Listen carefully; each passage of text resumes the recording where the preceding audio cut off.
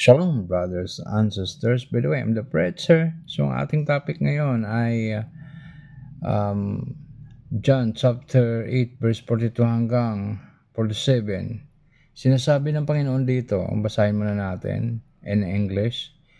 Jesus said unto them, If God were your Father, ye would love me, for I proceeded forth and come from God.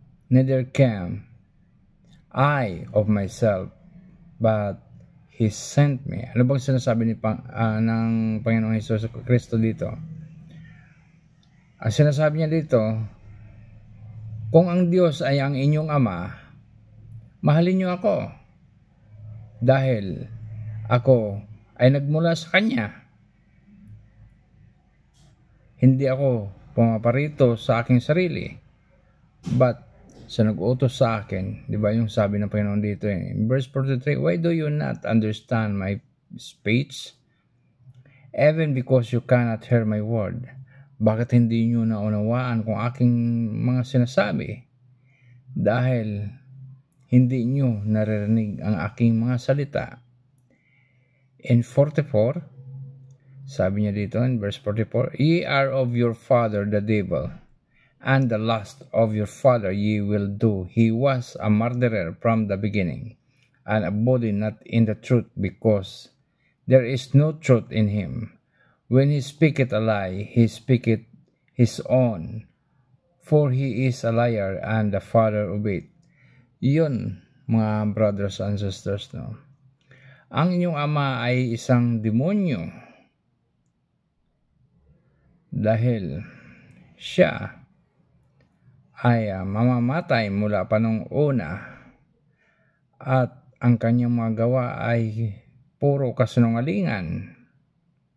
Walang katotohanan sa kanyang mga salita, dahil ang kanyang mga sinasabi puro lang salita, at ang kanyang sinasalita ay para lang sa kanya, dahil siya ay sinungaling at ama ng mga kasinungalingan, di ba?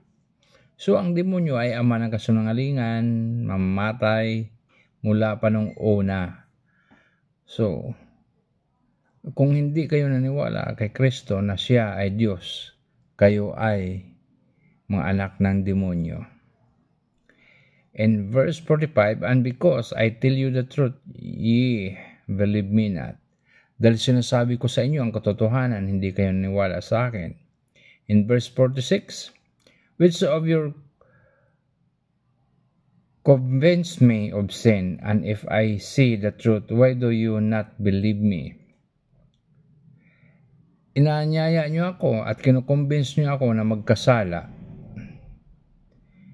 Kung ang sinasabi ko ay katotohanan, bakit hindi niyo ako pinaniwalaan, sabi ng Panginoon dito. In verse 47, He that is of God heareth God's words, ye therefore hear them not, because ye are not of God. Kung ang sa Diyos ay nakikinig ng salita ng Diyos,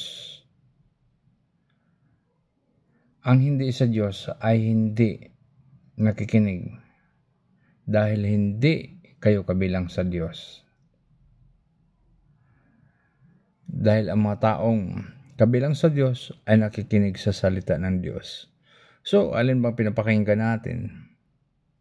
Salita ng mga tao, salita ng demonyo? Hindi nyo pinapakinggan ang salita ng Diyos na nagmumula sa Biblia, sa banal na kasulatan na iniwan sa atin bago bumalik ang Panginoon sa kanyang kaharian sa langit. So, mga brothers and sisters, no, kailangan talaga magbabasa ng Biblia upang maunawaan natin kung ano ang bilin ng Panginoon sa atin, upang hindi tayo maligaw at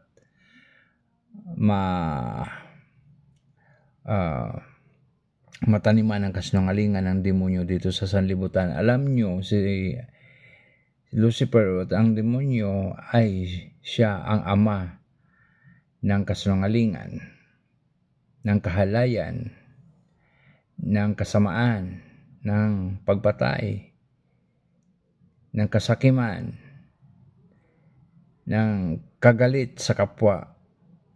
Kasi pag wala kang Kristo, lagi ka magagalitin. So, pag ganyan, ang ama mo ay isang demonyo. Hindi ka kabilang sa Diyos. Kasi ang tao na pag may Kristo na sa puso ay nagiging mabuti at nagiging maayos ang kanyang sarili at kanyang pagkatao. So, sana may natutunan tayo sa aking video na ngayong gabi nito. Shalom and God bless everyone. Much love.